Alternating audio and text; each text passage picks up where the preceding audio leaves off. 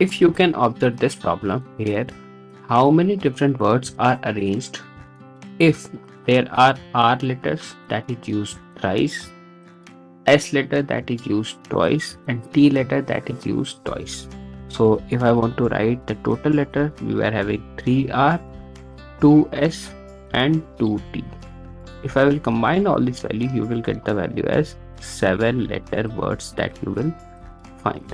Now, if I want to find the number of ways, I will write it as equal to 3 plus 2 plus 2 factorial, and here you will write it as equal to, since 3 R's are identical, so we will write this value as 3 factorial.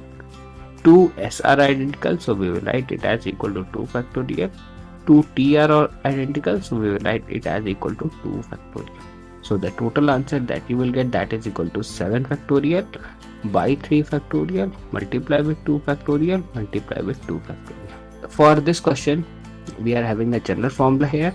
If there are P identical object, Q identical object and R identical object that we have. So we have to add all these values and then take the factorial of this one and then take the individual factorial, that is P factorial by Q factorial and R factorial. That's it. That's the answer that you will write whenever you are writing a question that is given in terms of